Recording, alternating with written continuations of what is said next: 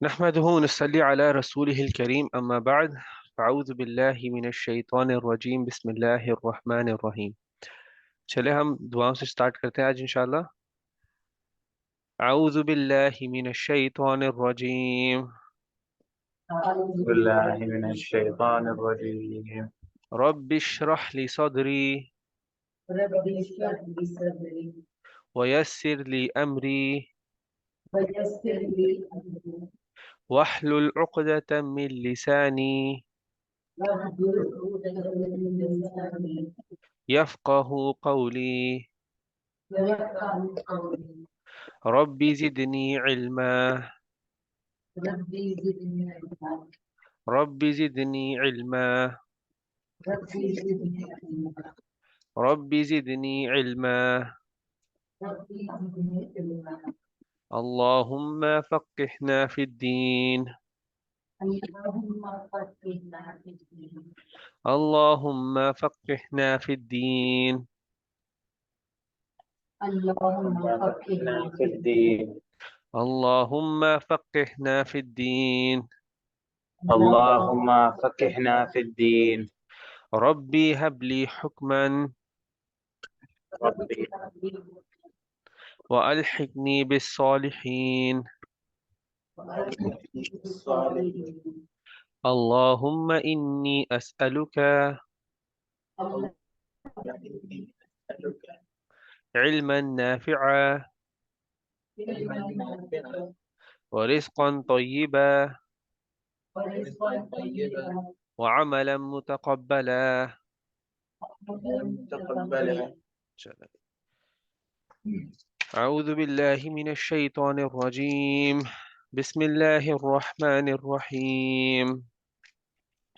वल्लैलि इज़ा यग़शा वन्नहारि इज़ा तजल्ला वमा खलक़ الذكر والأنثى إن سعيكم لشتى فأما من أعطى واتقى وصدق بالحسنى فسنيسره لليسرى وأما من بخل واستغنى وكذب بالحسنى فسنيسره للعسرى وما يغني عنه ماله إذا تردى إن علينا للهدى وإن لنا للآخرة والأولى فأنذرتكم نارا تلظى لا يصلاها إلا الأشقى الذي كذب وتولى وسيجنبها الأتقى الذي يؤتي ماله يتزكى وما لأحد عنده من نعمة تجزى إلا ابتغاء وجه ربه الأعلى ولسوف يرضى أعوذ بالله من الشيطان الرجيम बिस्मिल्लाहिर रहमानिर रहीम। तो आज हम बात करने वाले हैं सूरह लैल के बारे में। सूरह लैल ये भी एक मक्की सूरह है और ये एक तरह से कंटिन्यूएशन है सूरह शम्स की। सेम यानी कि टॉपिक पे बात चल रही है जो पाक होने के पाक होने के कॉन्सेप्ट पे हम बात कर रहे थे, उसी पे बात चल रही है। और सूरह शम्स में हम लोगों ने सिर्फ ये एक्सप्लोर किया था कि पाक होने के लिए सोर्सेस क्या हैं। हमने उधर कहा था कि सोर्सेस हैं, कुरान है और नबी सल्लल्लाहु अलैहि वसल्लम की सुन्नत। ठीक है, तो ये सूरह थोड़ा एक्सप्लोर करती है कि वो काम है क्या कुरान के अंदर लिखे हुए अपने आप को पाक करने के लिए। तो यानी कि उधर वो टॉपिक स्टार्ट हो रहा है तो उससे अभी जैसे कंटेंट आ रहा है, पहले इंट्रोडक्शन हुआ, अभी कंटेंट आएगा इंशाल्लाह। तो हम देखते हैं इस सूरह में आगे चल के कि इसमें है क्या। लेकिन ये सूरह भी शुरू होती है तीन कस्मों से। ठीक है, तो ये सूरह तीन कस्मों से स्टार्ट होती है। तो पहली कसम ये है वल्लैली इज़ा यग़शा, कि रात की अल्लाह कसम खाता है जब वो कवर करती है। यग़शा का मतलब होता है कवर करना। ठीक है, तो यहाँ पे रात क्या कवर कर रही है? दिन को कवर कर रही है। दिन से ज्यादा वो लाइट को कवर कर रही है तो आग तक ना पहुंचे। ठीक है, दिन वो वक्त है, वो अलग है, उसके बारे में बात करेंगे, वो नहारी अभी आएगा। रात वो एक ऐसा वक्त है जो लाइट को कवर करता है आप तक पहुंचने के लिए, जो सूरज की रोशनी को कवर करता है आप तक पहुंचने के लिए। ठीक है, हमने पहले भी बात की हुई है, जब भी लाइट का जिक्र कुरान में आता है तो वो एक एग्जाम्पल होता है कि वो इल्म की बात कर रहा होता है, कि वो कुरान का इल्म हो सकता है, या जो नबी सल्लल्लाहु अलैहि वसल्लम ने इल्म शेयर किया है वो हो सकता है। हमने इसके बारे में पिछली बार बात की थी जब हम सूरज शम्स के बारे में बात कर रहे थे। तो इसी तरह से यहाँ पर भी रात से यहाँ पे आपके एक इंसान का अपना हाल है, उसके दिल का हाल क्या है, उसके नफ्स का हाल क्या है। तो वल्लैली इज़ा यग़शा, उसका मतलब है कि इंसान अपने आप के लिए एक दीवार बनाते हैं, एक कवरिंग डालते हैं अपने दिल पर, अपनी आंखों पर, अपने कानों पर। जब उस पर उसके पास आती है सही नॉलेज, सही इल्म उसके पास आता है, तो वो अपने ऊपर भी एक कवरिंग डालता है। उसी तरह रात भी एक कवरिंग होती है, लाइट के बीच में और अंधेरे के बीच में, वो लाइट को काट देती है वो कवरिंग।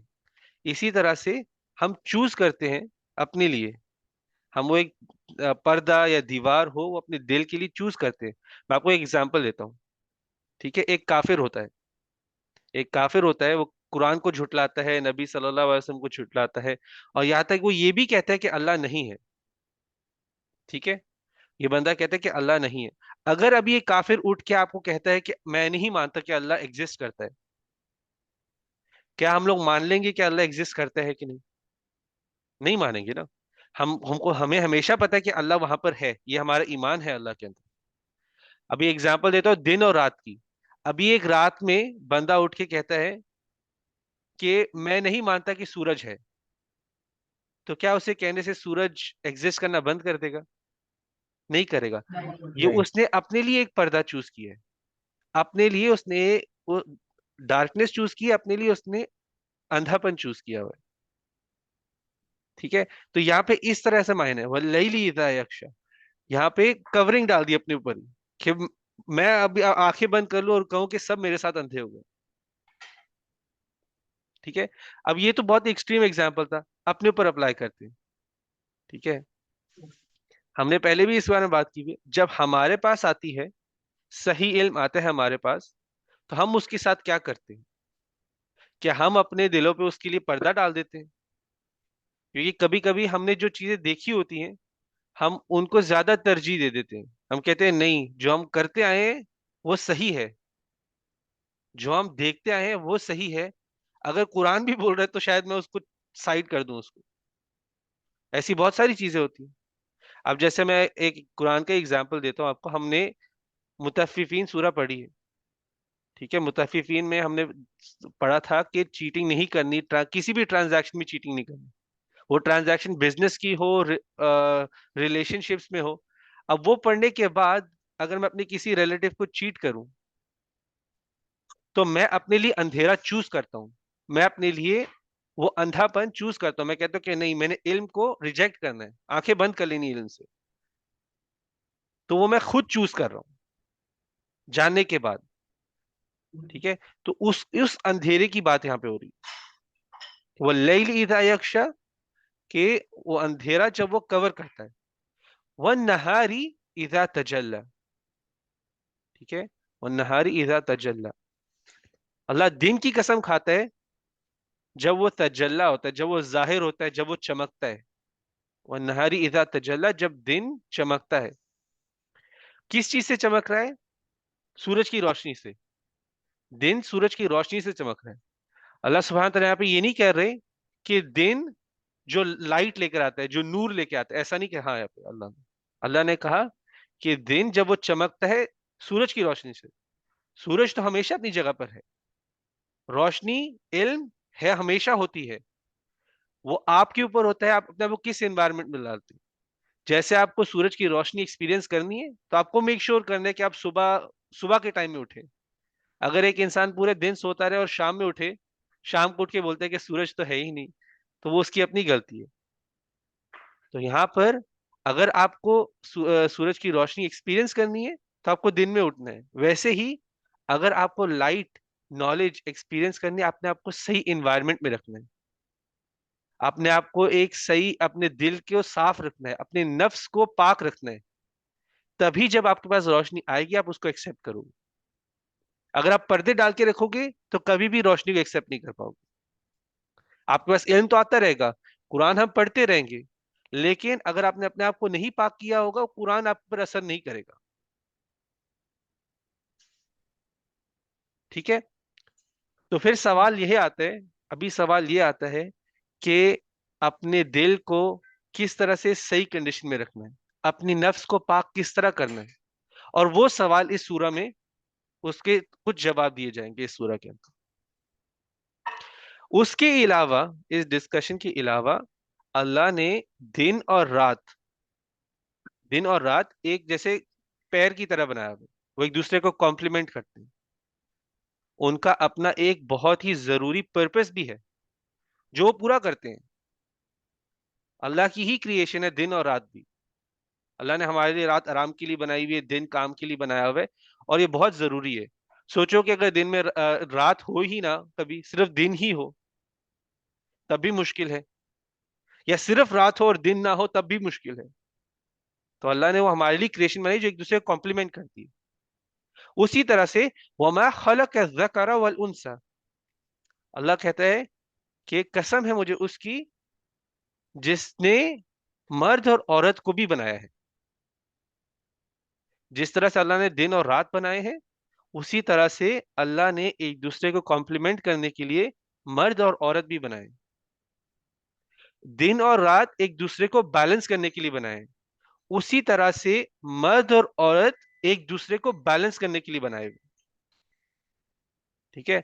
आपको मैं एक एग्जांपल देता हूं कि शादी के बाद, अब जनरली जनरली हम नोट करते हैं कि जो मर्द होता है वो थोड़ा सा ज्यादा रिस्पॉन्सिबल हो जाता है, ज्यादा मेच्योर हो जाता है।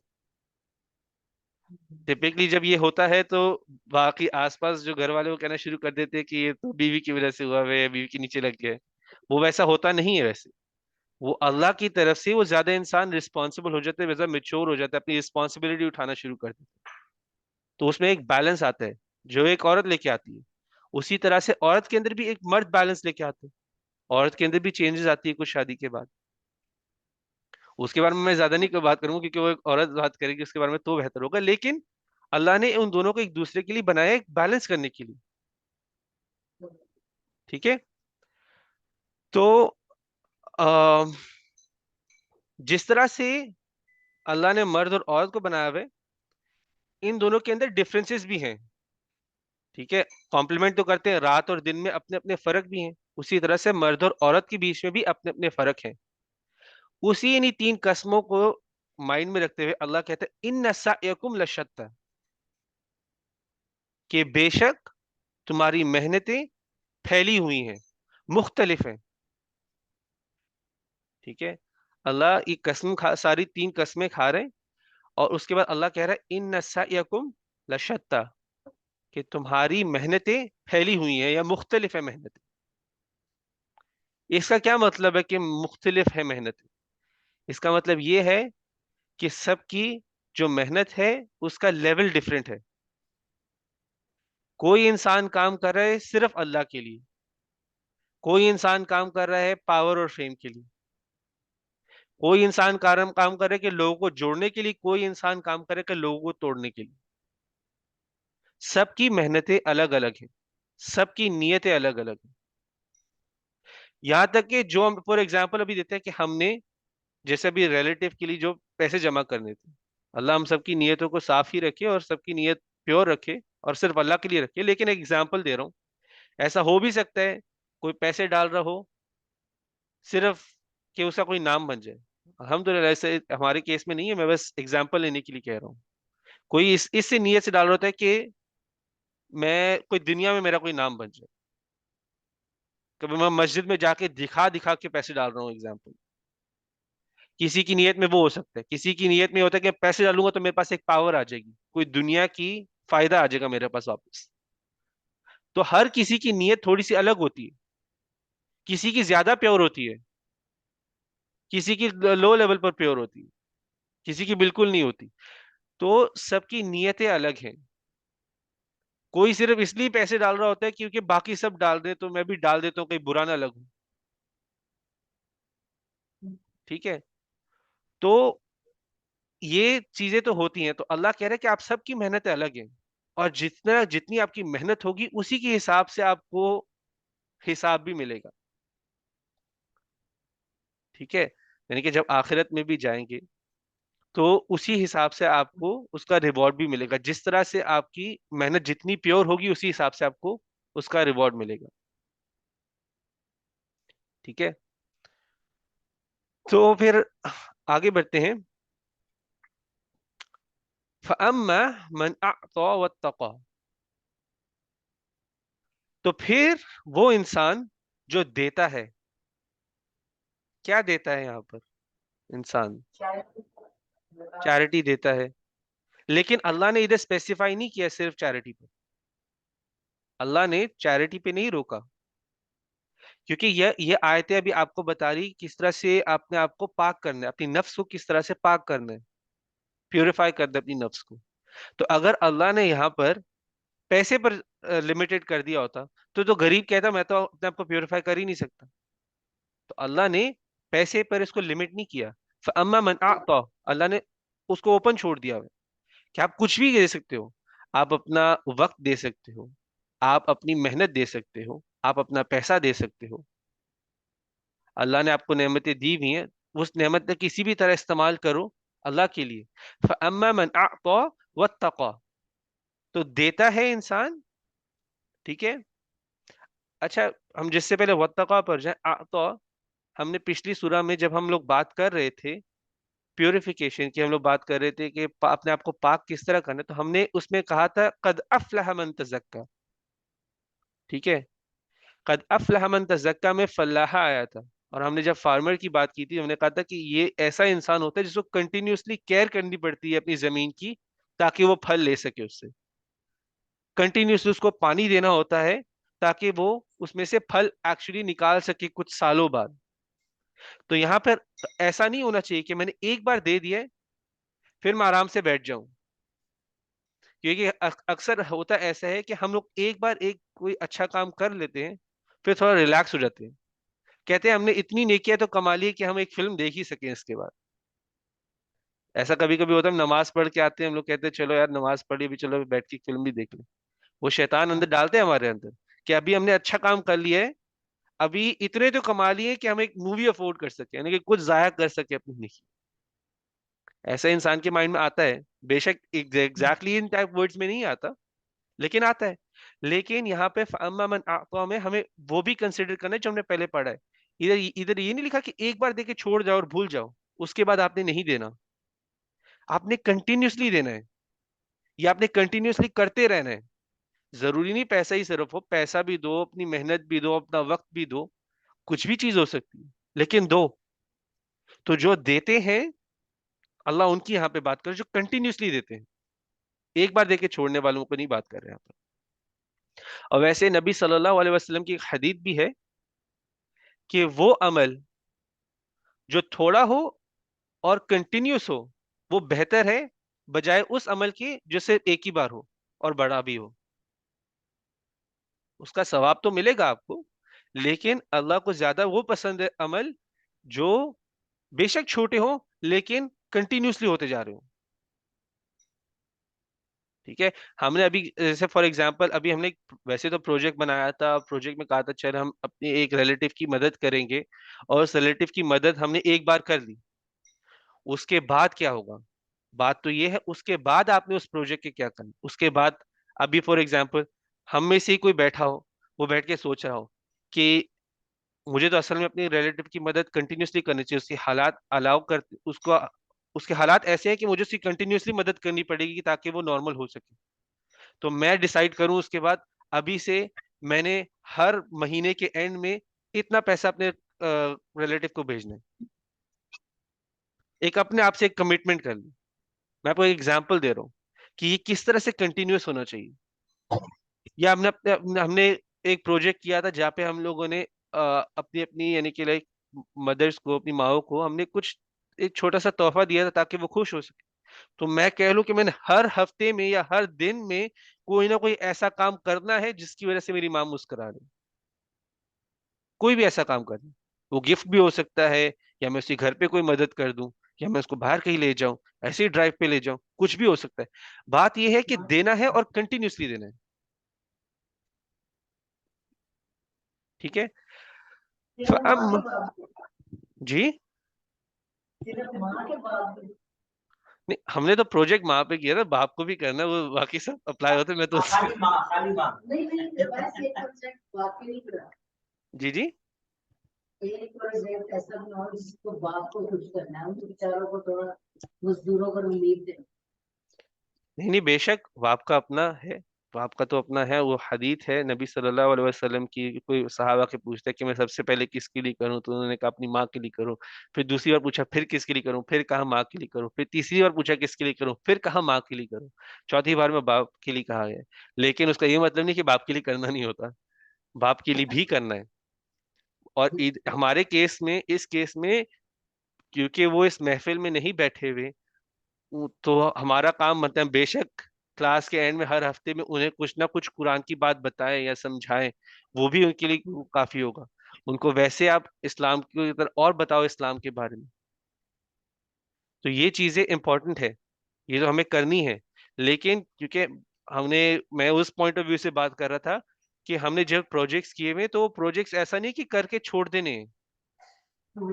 वो एक स्पार्क है आपके लिए, वो आपके लिए एक स्पार्क है कि आप उसको कंटिन्यूसली रखो, आप उसके ऊपर कंटिन्यूसली काम करते रहो।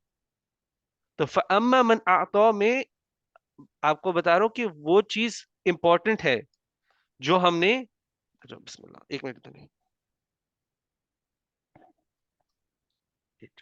तो इसमें इंपॉर्टेंट हमें बात उसको याद रखना है जो उसमें लिखी हुई थी, और जो हमने पिछली बार में बात की थी कि इस पे कंटिन्यूसली काम होना है। कब तक काम होना है? जब तक आ, यानी कि जब तक आपके अंदर जान, कंटिन्यूस पे उस पे कुछ ना कुछ काम करना है, कुछ ना कुछ काम करना है। और जरूरी नहीं ऐसे ऐसे गोल्स बनाओ, वो गोल्स भी होने चाहिए, बड़े गोल्स भी होने चाहिए, लेकिन छोटी छोटी चीजें के गोल्स भी बनाओ। छोटी छोटी मदद भी काफी होती है। अगर मैं जरूरी नहीं कि मैंने हर महीने में बहुत बड़ी अमाउंट ही, अगर मैं एग्जांपल दे रहा हूँ रिलेटिव की वापस, क्योंकि वो हमने बहुत रिसेंटली प्रोजेक्ट किया हुआ है, मैं जरूरी नहीं है एक रिलेटिव को मुझे बड़ा ही अमाउंट भेजना है। अगर मैं थोड़ा भी दे सकूं और हर महीने लेकिन भेज सकूं, वो भी ठीक है, वो बेहतर है। बल्कि वो बेहतर है, इस हदीस के मुताबिक वो बेहतर है कि मैं कहूँ जैसे फॉर एग्जांपल मैंने हर महीने कम से कम जैसे 100 दिरहम या 200 दिरहम या 500 दिरहम मैंने इकट्ठा करके भेजना ही है, कमिट कर दूं। तो इसकी बात हो रही है फअम्मा मन आता। फअम्मा मन आता के बाद अल्लाह सुब्हानहू व तआला कह रहे हैं फअम्मा मन आता वत्तका। उसके बाद, देने के साथ साथ, यानी कि उसके बाद नहीं, देने के साथ साथ ये इंसान तकवा भी रखता है। तकवा क्या है? Conscious, God conscious, God conscious, consciousness. God consciousness, fear. तो डिफरेंट वैसे ट्रांसलेशन में जाएंगे तो तकवा का मीनिंग प्रोटेक्शन भी होगा, तकवा का मीनिंग फियर भी होगा, गॉड कॉन्शियसनेस भी होगा। ट्रांसलेशन के हद तक तो ठीक है, लेकिन तकवा एक्चुअली में, मैं आपको एक एग्जांपल देता हूँ कि तकवा एक्चुअली है क्या। आप एक एग्जांपल है एक घोड़े का, एक घोड़े का एग्जांपल है। अब जो घोड़ा होता है, टिपिकली उसके जो पाँव होते हैं उस पे एक मेटल का शूज पहनाते हैं उसको। कभी किसी ने, आपने देखा है, कभी नोट किया है किसी ने? हाँ जी, हाँ जी, देखा। तो ये जब घोड़ा चलता है, जो ज्यादा आवाज नहीं आती, वो मेटल की वजह से ज्यादा आती है। जब वो ये जो, अगर रोड पे कोई टांगा चल रहा हो या कुछ ऐसे आपने घोड़ा देखा, उसको एक शूज नीचे पहनाते हैं मेटल का। ये क्यों पहनाते हैं उसको? ताकि ये घोड़ा जो है, इसको कोई टेंशन नहीं हो, ये बस खुला बस भागता रहे, बस भागे जब इसको भागना हो, तो ये बस खुलेआम बगैर टेंशन के भागे। स्पेशली ये एक जंग में जाने वाले घोड़े को पहनाते हैं, ये जो शू है, ये जंग में जो जाता है घोड़ा उसको पहनाते हैं।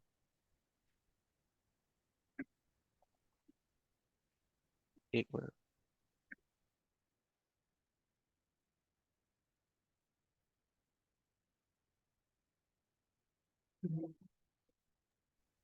आऊज़ु बिल्लाहि मिनश शैतानिर रजीम। तो हम तकवा के बारे में बात कर रहे थे। तकवा में मैंने आपको एक एग्जांपल दिया था, एक घोड़े का। एक घोड़े का जो एक नॉर्मली जब वो उसको एक शूज पहनाते हैं ताकि वो बगैर टेंशन भाग सके, स्पेशली जंग में तो घोड़े को शूज भी पहनाते और आंखें भी कवर करते ताकि वो देखे भी ना आगे, बस भागे और जाए और दुश्मन के अंदर बस अंदर जंप मार दे। लेकिन जो जो शूज पहनाते हैं ना, अब वो शूज को निकाल दो, वो शूज को आप निकाल दो। अभी जब घोड़ा चलेगा तो आगे बढ़ने से पहले अपने 2 बार जमीन पे पैर मार के चेक करेगा कि उधर कुछ ऐसी चीज तो नहीं है जो उसको नुकसान देगी। ये जब शूज निकाल दो, और ये मैंने खुद जाके नोट किया हुआ है। मैं असल में इधर एक स्टेबल पे गया हुआ था। इधर वो घोड़े थे जो, यानी कि रिहेबिलिटेशन सेंटर था, कि जो घोड़ों को निकाल दिया होता है, काम उनसे खत्म लेना कर दिया होता है, तो फिर इसमें आके लाके छोड़ देते हैं। जैसे एक ओल्ड होम नहीं होता, जहाँ पे नॉर्मली आप यहाँ पे वेस्ट में तो बहुत है कि ओल्ड होम्स होते हैं कि माँ बाप जब बूढ़े हो जाते हैं तो उनको घरों में भेज देते हैं, जो कि बिल्कुल गलत है इस्लाम के लिहाज से, लेकिन खैर भेजते थे। उसी तरह वो एक घोड़ों का सेंटर था। घोड़ों का सेंटर था जहां पर अब मैं घोड़ों को नोट कर रहा था, जब वो चलते हैं तो वो आगे जमीन पे 2 बार पैर मारते हैं, जिससे पहले उस पे कदम रखें। तो तकवा ऐसा है, तकवा ऐसा है कि आप जब आगे बढ़ो तो आप पहले चेक कर लो कि आपका ये अमल आपका और अल्लाह का रिश्ता खराब करेगा कि नहीं। तकवा डायरेक्टली नमाज कुरान रोजे से नहीं जुड़ा हुआ। तकवा वो नहीं है। तकवा ये होता है कि आपने नमाज कुरान से आप क्या लेकर आते हो। आपने हर अमल करने से पहले सोचना है कि कहीं ये मेरा रिश्ता अल्लाह के साथ खराब ना कर दे। अगर वो खराब करेगा तो आपने वो नहीं करना। अगर वो आपका स्ट्रेंथ, अगर स्ट्रांग बनाता है आपका रिलेशन को, तो आपने वो करना है, उसको तकवा बोलते हैं। क्योंकि हमने पिछले कुछ क्लासेस में हदीस पढ़ी है कि आपका रोजा, नबी सल्लल्लाहु अलैहि वसल्लम की एक हदीस थी, आपका रोजा ऐसा भी हो सकता है कि वो सिर्फ भूख, यानी कि हंगर ही हो, कि भूख प्यास ही हो, उसके अलावा आपने उससे कुछ नहीं लिया, वो जाया भी हो सकता है। तो वो एक्ट में तकवा नहीं है, उस एक्ट से क्या निकलता है वो तकवा होता है। ठीक है, मैं आपको एग्जाम्पल एक और देता हूँ एग्जाम्पल। स्कॉलर्स कहते हैं, अगर आपको जानना है कि आपकी नमाज कबूल हुई है, आपको जानना है कि आपकी नमाज कबूल हुई है, तो आप देखो आप उस नमाज से दूसरी नमाज तक क्या करते हो। या अगर मुझे जानना है कि मेरी मगरिब कबूल हुई है, तो मैं फिर देखूंगा अपने एक्ट को कि मैंने मगरिब से इशा के बीच में क्या किया है। अगर उस नमाज के बाद मैंने वो अमल किए हैं जिससे अल्लाह खुश होता है, तो मेरी नमाज कबूल हो गई। अगर उसके बाद मैंने वो अमल किए हैं जिससे अल्लाह नहीं खुश होता, तो मेरी नमाज नहीं कबूल हुई। क्योंकि नमाज आप पढ़ने जा रहे हो, अल्लाह के साथ जाके कनेक्शन बनाने जा रहे हो वापस। तो जब आप वापस आओ तो अल्लाह का खौफ दिल में, अल्लाह का एहसास, हर चीज दिल में ज्यादा होना चाहिए। अपना जो रिश्ता बनाकर आए हो अल्लाह से, वो ज्यादा प्यारा होना चाहिए। तो अगर मैं नमाज के बाद आके गाने वगैरह सुनूं, तो मैं तकवा लेकर नहीं आया, तो मेरा एफर्ट जाया हो गया। रमजान में मैंने रोजे तो रखे, रमजान के बाद वो अच्छे काम सारे भूल गया। रमजान से कुछ नहीं लेकर आया।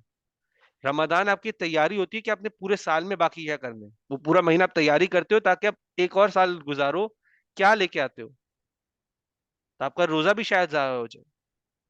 तो तकवा वो होता है कि किसी एक्ट का नतीजा होता है। मैंने अपने रिलेटिव को मैंने अपने रिलेटिव को पैसे दिए, क्या मैंने अल्लाह से शुक्र किया है? क्या मैंने उसके अल्लाह से शुक्र करने के बाद मैंने कहा कि मैंने ये तो नहीं सोचना शुरू हो गया कि भाई अभी मैंने पैसे दे दिए मैं तो डन हो गया हूँ, मैं तो बस साल वाल के लिए डन हो गया हूँ। ऐसा नहीं है कि मैंने अभी और भी करना है। तकवा ये होगा कि मेरा काम खत्म नहीं हुआ अभी, मुझे अभी और भी करना है। वो जज्बा आपके अंदर बढ़ना चाहिए। अल्लाह मेरे से खुश हुआ है, मुझे और काम करना है अल्लाह को खुश करने के लिए। तो ये बंदा सिर्फ देता नहीं है। फअम्मा मन अअता वत्तक़ा, अल्लाह का एहसास रखता है, अल्लाह का एहसास बढ़ता है इसके अंदर इस काम करके।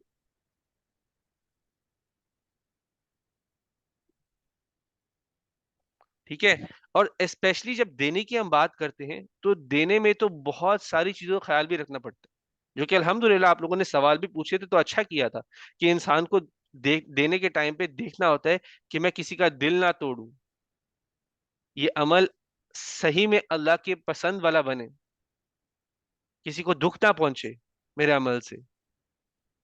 और कोई भी अमल हो, ये तो सिर्फ देने की बात कर रहे हैं, हम मैं बात कर रहा हूं आपसे, मैं कोई ऐसे अल्फाज ना इस्तेमाल करूं जिससे किसी को दुख पहुंचे। ठीक है। तो ये तकवा होता है कि आपने कदम कदम पैर उठाने से पहले भी आपने सोचना है कि मेरा एक कदम जो मैं उठा रहा हूं कि वो सही है, मेरे अल्लाह और मेरे रिश्ते के लिए बेहतर है कि नहीं, और फिर आगे बढ़ो। इसको तकवा कहते हैं। वसद्दक़ बिल हुस्ना, तो फअम्मा मन अअता वत्तक़ा, तो ये बंदा देता है, तकवा रखता है, और फिर उसके बाद वसद्दक़ बिल हुस्ना, और फिर उसके बाद वो, सद्दक़ा मतलब होता है कि जैसे सच मानना, सद्दक़ा, सिद्दीक, सच बोलने वाला, सच मानने वाला। सद्दक़ा का मतलब होता है कि सच मानना, बिलीव करना, कंफर्म करना। वो सद्दक़ा बिल हुस्ना, ये सच मानता है हुस्ना के साथ। हुस्ना का मतलब होता है कि बेस्ट, एक्सीलेंट, सबसे बेहतरीन, भलाई, ये सब वर्ड्स हुस्ना के अंदर आते हैं। तो ये सच मानता है हुस्ना के साथ, ये सच मानता है कि भलाई के साथ, ये सच मानता है कि मेरे अंदर एक भलाई है जो अल्लाह ने डाली है, ये सच मानता है कि दूसरों के अंदर भी भलाई है जो अल्लाह ने ही डाली है, और ये सच को भी मानता है कि अल्लाह ने इस दुनिया में भलाई बनाई है और इस दुनिया के बाद भी भलाई रखी हुई है, मतलब दुनिया और आखिरत में भी सच मानता है उसको। तो ये तीन चीजें कर रहा है, ये दे रहा है, ये अल्लाह से तकवा रख रहा है कि इसको और भी करना है, ऐसा काम खत्म नहीं हुआ, मुझे अल्लाह के साथ रिश्ता बनाना है, बनाना है, बनाना है। और साथ साथ में उसमें ये कंफर्म भी करता है कि अल्लाह ने एंड में एक अच्छा रिवॉर्ड भी रखा हुआ है। बेसिकली हुस्ना यहाँ पे आप देखोगे ट्रांसलेशन में, कई ट्रांसलेशन में इसको रिलीजन कहा जाएगा। तो यहाँ रिलीजन का मतलब है नहीं कि हर चीज में वो भरोसा रखता है, वो अच्छाई भलाई हर चीज में भरोसा रखता है कि अल्लाह ने बनाई हुई है। क्योंकि कभी कभी दिल में तो आता है कि ये दूसरा बंदा अच्छा कैसे हो सकता है, ये तो मेरे पैसे जाया कर देगा, मैं इसको दूंगा, इसने तो जाकर कुछ गलत कर देना। किसी हद तक ठीक है ये, अगर आपको एकदम 100% पता है तो ठीक है, असम्पशन है तो फिर ठीक नहीं है।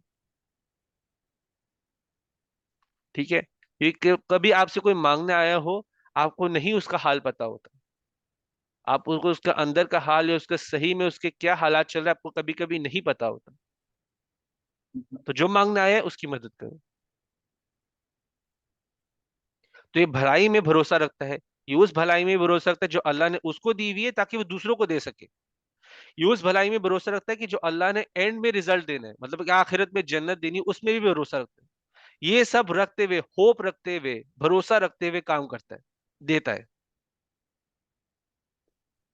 तो अगर आपको अपने आप को पाक करना है तो आप दो, देने के साथ साथ उस अमल में आपके अंदर तकवा होना चाहिए और आपके अंदर बिलीफ होना चाहिए कि मुझे इसका रिजल्ट सिर्फ अल्लाह से लेना है। तीन चीजें इधर कही गई है पाक करने के लिए अपने आप को। आप दो, तकवा रखो, और भरोसा रखो भलाई में जो अल्लाह ने आपके लिए इस दुनिया में आपको दी हुई, दूसरों को देने के लिए भी, और उस भलाई को भी जो अल्लाह आपको आखिरत में देगा अगर आपने आपको पाक करना है तो। वह अम्मा मम बखिला वस्तगना, तो बखीला बखील से आता है, बखील का मतलब कंजूस, तो जो कंजूसी करता है। वस्तगना, और इसको लगता है कि ये खुद के लिए ही काफी है, इसने खुद का ही रिस्क कमाना है, ये मैं अपने लिए काफी हूं, ना मुझे किसी को देने की जरूरत है, ना मुझे किसी से लेने की जरूरत है। ठीक है, मेरे पास जितना पैसा है बस वो काफी है, मुझे किसी को देने की जरूरत नहीं, मुझे अपने माल में कमी नहीं करनी। ये इंसान ये भी भूल जाता है रिस्क तो आता है अल्लाह की तरफ से। ये अल्लाह में वो भी भूल रहा है कि रिस्क तो आता है अल्लाह की तरफ से, अल्लाह ने मुझे दिया, मुझे आगे ही देना है। एटीट्यूड तो वो होना चाहिए। मगर नहीं, इसके अंदर होता है कि नहीं, मैं पैसे बचाऊं और मैं किसी को दे दूंगा तो मेरे लिए क्या बचेगा, जो मैं अपने लिए इस वक्त बना रहा हूँ वो काफी है मेरे लिए। नहीं है कोई इंटरेस्ट भलाई में, नहीं है कोई इंटरेस्ट आखिरत में। ठीक है, ये बंदा वो भी भूल जाता है कि जो नेमतें अभी मिली हुई वो भी अल्लाह की दी हुई है। ये बंदा ये भी भूल जाता है। एक्चुअली हमने एक आयत छोड़ दी, हमने 7वीं आयत छोड़ दी, हम थोड़ा सा रिवाइंड करते हैं। फसनुयस्सिरुहु लिल युस्रा। किसी ने बताया भी नहीं। हाँ। मैं मैं बता रही वाली थी, मैंने तो पता नहीं वैसे साथी ट्रांसलेट कर मुझे भी ये अच्छा, लगा। चले चले हम लोग थोड़ा रिवाइंड कर लेते हैं।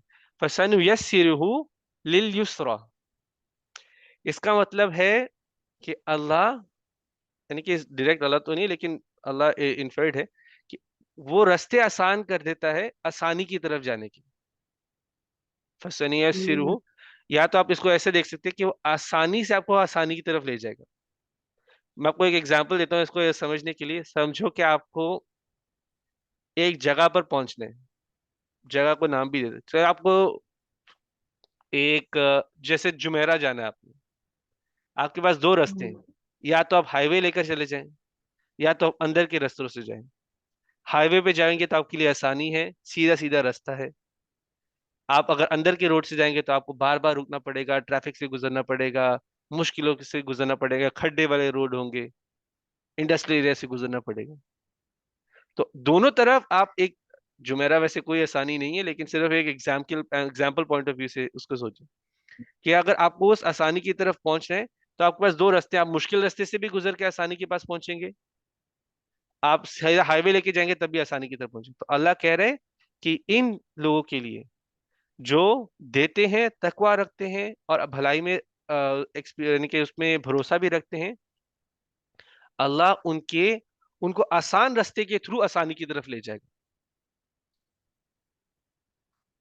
अल्लाह इन लोगों के लिए बुरा करना, मतलब कि जो इंसान दुनिया में अपना शर तो होता ही है, बुराई तो होती है दुनिया में, अल्लाह इनके लिए बुराई मुश्किल कर देता है और इनको अच्छाई की तरफ ले जाता है।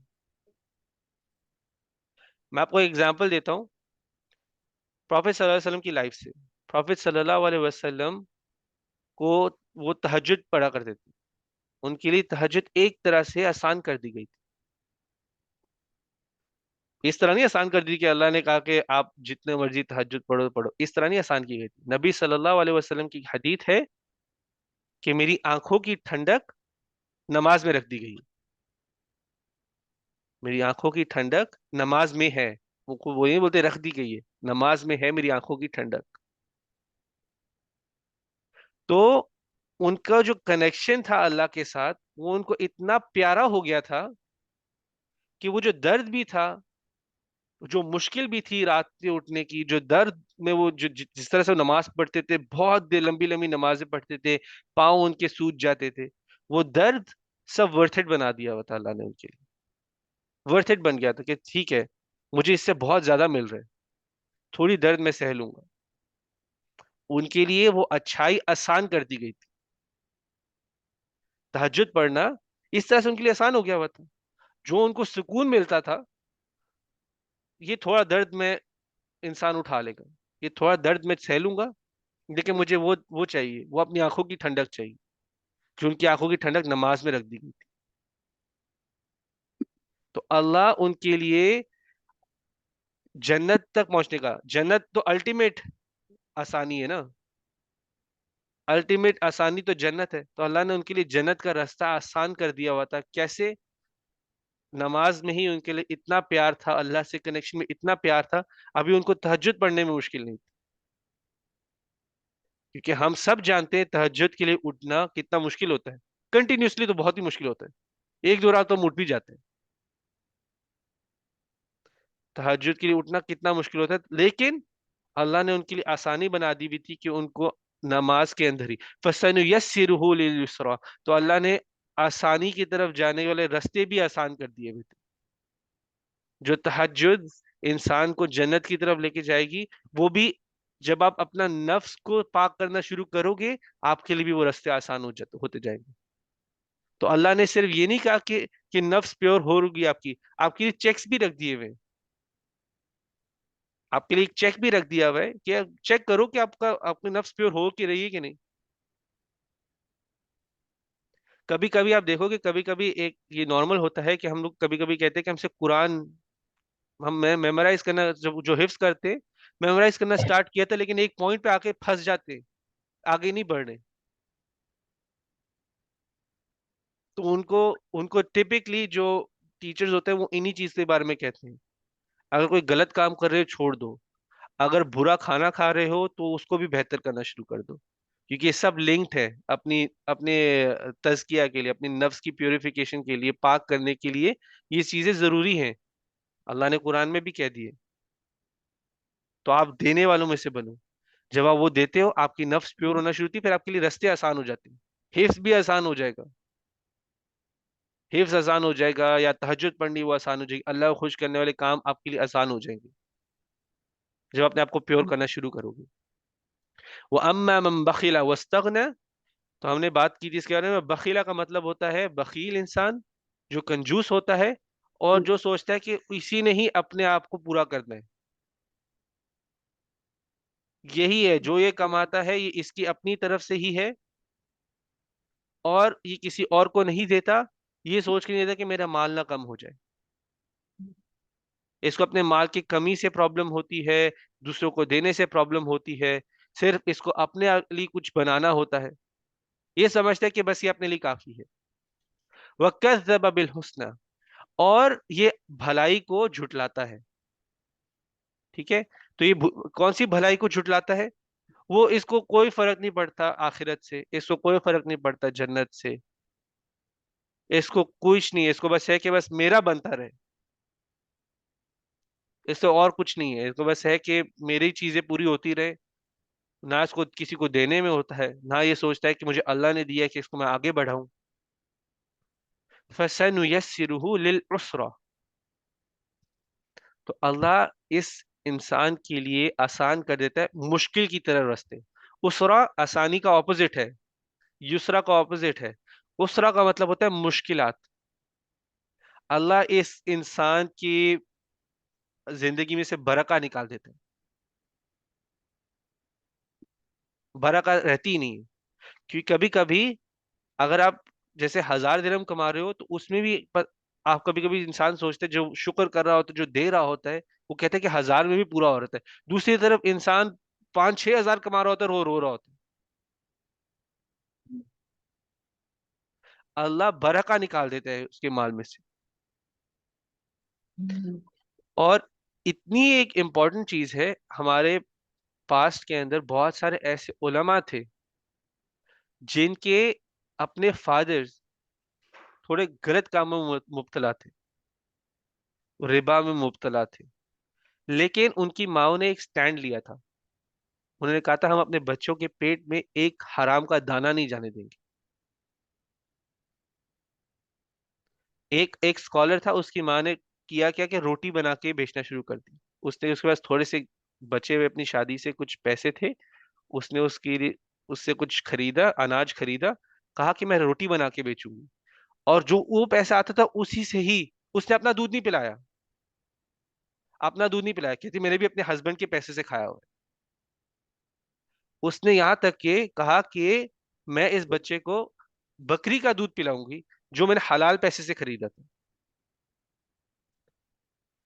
उस बरका से, उस एक्ट को अल्लाह को इतना अच्छा लगा कि वो बंदा आगे जाके बहुत बड़ा स्कॉलर बना। इतना इंपॉर्टेंट है कि आप अपने जिस्म में क्या डालते हो, अपने माइंड में, अपनी आंखों के थ्रू, अपने मुंह के थ्रू, अपने कानों के थ्रू क्या डालते हो, उसका बहुत बड़ा असर होता है इंसान पर। बेशक माल खाना हलाल था, लेकिन वो हराम माल से खरीदा जा रहा था। आंखों से क्या डाल रहे हो अपने बॉडी के अंदर? आप जो देख रहे होते हो, गलत चीज देख रहे हो, अच्छी चीज देख रहे हो। कानों से क्या डाल रहे होते हो? अल्लाह का जिक्र डाल रहे हो या गाने डाल रहे हो? ये सब चीजें इंपॉर्टेंट है।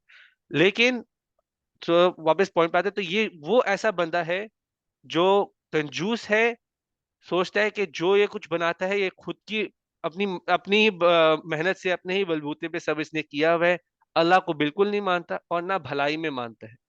इसको आखिरत से कोई इंटरेस्ट नहीं है, इसको जन्नत से कोई इंटरेस्ट नहीं है। फसैनुयस्सिरुहु लिल उसरा, और अल्लाह ने इसके लिए मुश्किलें आसान कर दी गई हैं।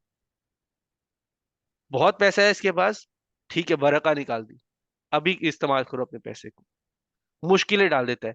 इसी के जो बच्चे होते हैं, फिर नॉर्मली ये लोग जब दुनिया की जो प्रॉब्लम्स आ रही होती है, जो हमने पिछली बार भी जिक्र किया था कि LGBTQ वगैरह ऐसे मसले आते हैं, आसानी से बच्चे इन्हीं कामों में चले भी जाते हैं।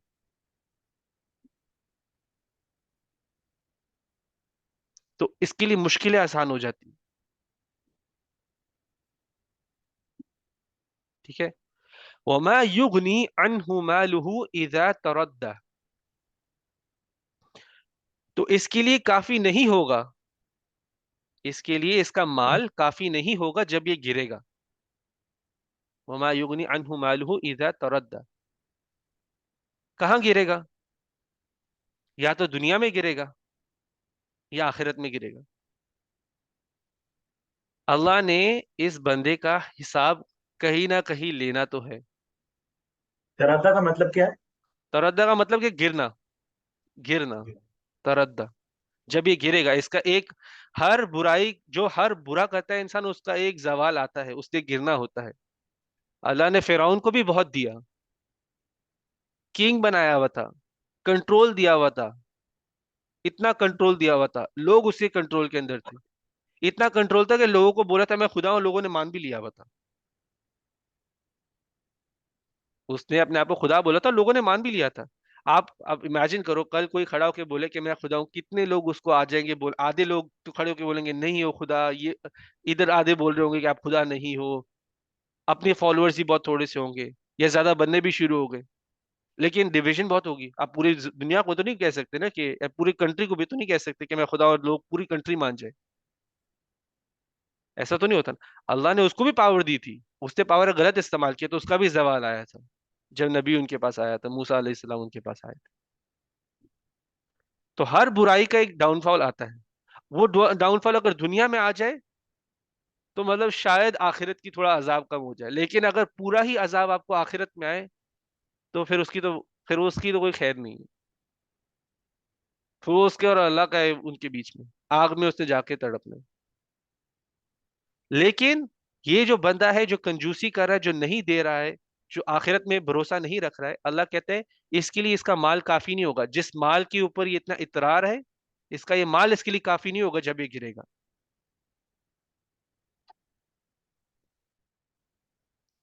इन अलैना लल हुदा,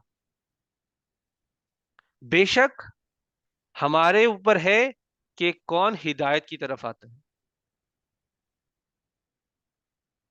हमारे ऊपर है हिदायत की तरफ कौन आता है। ये सिर्फ और सिर्फ अल्लाह के ऊपर है कि कौन हिदायत के रास्ते पे आएगा। मेरा काम आप लोगों को, मैं आपको एग्जांपल दे रहा हूँ, मेरा काम भी आप लोगों को यानी कि हिदायत पे लाना नहीं है। मेरा काम है बस मैं आपको कुरान की इंफॉर्मेशन, जैसे नॉलेज मैंने आपको दे दी, आप उस नॉलेज के साथ क्या करते हैं, ये आप और अल्लाह के ऊपर है। अल्लाह चाहेगा तो आप रास्ते पे आओगे। तो इसका ये मतलब नहीं कि बंदा कहे कि भाई जब अल्लाह ने चाहना है मैं हिदायत पर हूँ। अल्लाह यहाँ पे ये नहीं कह रहा कि आप लोग सब चीजें छोड़ दो।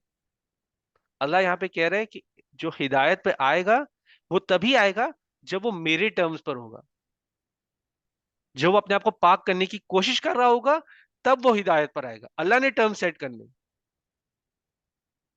ये नहीं है कि मैं एक बखील बन जाऊं और फिर मैं कहूं कि अल्लाह की हिदायत मेरे पास आए।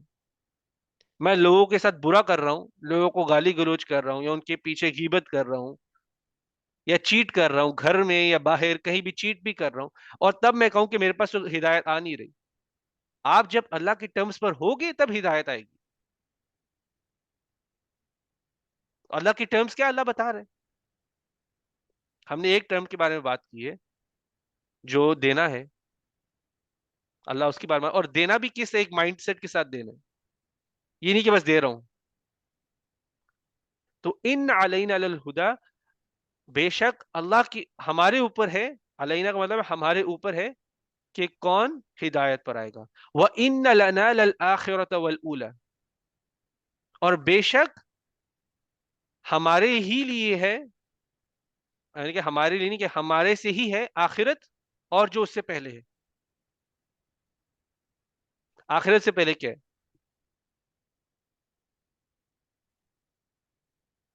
आखिरत से पहले क्या है? बरज़ख। हम्म। आखिर से पहले सबका पहले उठना। जी, बरज़ख। आखिरत से पहले ये दुनिया है। हाँ बरज़ख। या अच्छा। आखिरत से पहले तो ये दुनिया है ना। वो वो असल में यहाँ पे अल्लाह ने दुनिया क्यों नहीं मेंशन किया, वो थोड़ा सा लिंग्विस्टिक है, मैं उस टेंजेंट पे अभी नहीं जाऊंगा, लेकिन किसी को वैसे जानना तो बाद में पूछ ले। लेकिन अल्लाह कह रहे हैं कि हमारे से ही है जो आखिरत है, और जो उससे पहले, ये दुनिया और आखिरत दोनों अल्लाह की तरफ से। अल्लाह रिमाइंड करा रहे हैं उन लोगों को कि अल्लाह की दी हुई ही नेमतें हैं। इस दुनिया में भी जो है वो भी अल्लाह की तरफ से, जो आखिरत में होगा वो भी अल्लाह की तरफ से। तो अपने माल्स के कंजूस नहीं बनो। ये मत सोचो कि सब तुम्हारी ही मेहनत से आ रहा है, तुम्हारी ही वजह से आ रहा है। सब अल्लाह की दिया हुआ ही है। जो दे सकता है वो ले भी सकता है, जो इधर दे सकता है वो आगे भी देगा। तो दो आगे, अल्लाह ने आपको नेमतें दी, एक टेस्ट है आपके लिए भी, आप आगे दो। फअनज़रतुकुम नारन तलज़्ज़ा, तो अल्लाह वार्न कर रहा है। अनजरा का मतलब होता है वार्न करना। तो अल्लाह हम सबको वार्न करना है कि एक भड़कती हुई आग का, नहीं मानोगी अल्लाह की बात, नहीं आओगे हिदायत पर, तो अल्लाह वार्न कर रहे हैं हम सबको। नारन तलज़्ज़ा मतलब एक भड़कती हुई आग। और इसके बारे में पिछली सूरतों में भी काफी बात की हुई है कि किस तरह की आग होगी, क्या होगा। और अल्लाह ने कुरान में आगे भी बात करनी है कि अजाब क्या होगा कब्र का, या जहन्नम का अजाब क्या होगा। तो अल्लाह वार्न कर रहा है, आपको वार्न कर रहा है, हम मुझे वार्न कर रहा है, सबको वार्न कर रहा है एक भड़कती हुई आग का। ला यस्लाहा इल्लल अशqa, इसमें कोई नहीं जलेगा, सिर्फ वो ही जलेगा जो बहुत ही बदबख्त होगा, बहुत ही बदकार होगा। इसमें अगर आप अच्छाई कर रहे हो, अल्लाह के टर्म्स पर हो, तो आप इस आग में नहीं जलोगे। अल्लज़ी कज़्ज़ब व तवल्ला, तो ये अशका है कौन? ये वो लोग हैं जो झुटलाते हैं और मुड़ जाते हैं, कंप्लीटली छोड़ देते हैं। यानी कि सिर्फ झुटलाया भी नहीं है, अपनी पीठ दिखा दी हुई है, कुरान को पीठ दिखा दी हुई है। पीठ दिखाने का इधर क्या मतलब है? यानी कि घूम गए हैं कुरान से, घूम गए का मतलब कि पता भी है, पता होने के बाद छोड़ा हुआ है। एक तो वो होता है ना, झुटलाता है इंसान तभी जब उसको पता चलता है, पता चलेगा फिर झुटलाएगा, और फिर इस तरह झुटला रहे कि पीठ भी दिखा दी कि भाई ठीक है पीछे फेंको। ऐसा हो जाता है ना कि भाई उठा के बस पीछे फेंक दिया। हम लोग फिजिकली तो नहीं फेंक रहे, लेकिन उठा के बस पीछे फेंक दिया, छोड़ दिया। तो ये वो अशका है। आपको, हमारे पास अभी नॉलेज आ गई है, हम इस पर अगर नहीं अमल करेंगे तो हम भी अशका में से बन जाएंगे। तो यानी कि आप इधर दिखाए साथ में ये जा रहे हैं कि कैटेगरी दो है सिर्फ। या तो आप अपने आप को बचाने वालों में से बनेंगे, क्योंकि अभी अगली आयत में आएगा, वो सयुजन्नबुहुल अतक़ा। कैटेगरी दो है, अशqa अतqa। या तो अपने आप को प्रोटेक्ट करने वाले बन रहे, या तो आप पीछे फेंकने वाले बन रहे। न्यूट्रल नहीं है, न्यूट्रल नहीं है। ऐसा नहीं है कि आपको कोई अमल होगा जो न्यूट्रल होगा, या तो वो आपको अल्लाह के करीब कर रहा है या अल्लाह से दूर कर रहा है। तो इस आग में सिर्फ वही जलेंगे जो अशका होंगे, जो सब बदकार होंगे, जो बदबख्त होंगे, वो इस आग में जलेंगे। और ये कौन बदबख्त है? जो झुटलाते हैं और पीठ दिखाते हैं, मुड़ जाते हैं, टर्न अराउंड, झुटला के बस मुड़ के। वो सयुजन्नबुहल अतqa, और बचाए कौन जाएंगे? जो अपने आप की हिफाजत करते हैं। अतqa प्रोटेक्शन का माना है यहाँ पर। वो बचाए जाएंगे जो अपने आप को प्रोटेक्ट करते हैं।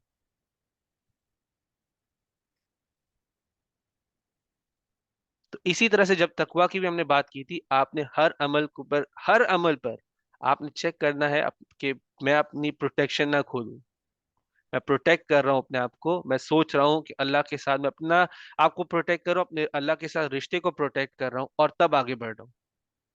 और वही चीज बचाने का बायस बनेगी।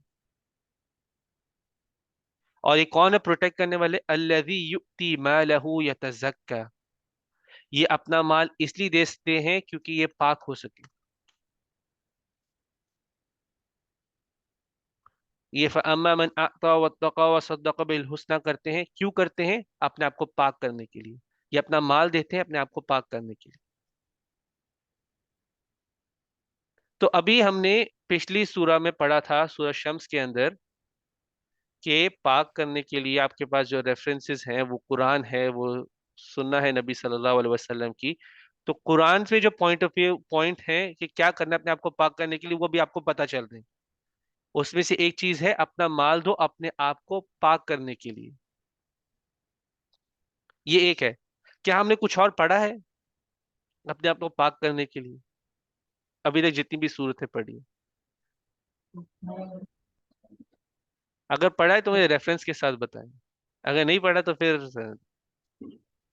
हमने हदीस के रेफरेंसेस दिए हैं नहीं। आयत की बात कर रहा हूँ, कुरान से। कुरान, हदीस नहीं।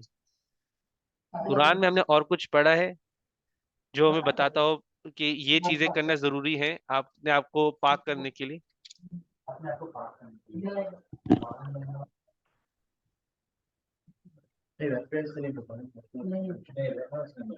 चले, कद अफलह मन तज़क्का। कद अफलह मन तज़क्का, ये हमने सूरा शम्स। सूरा अल आला में भी पढ़ा था। आया नंबर 14 सूरा आला में।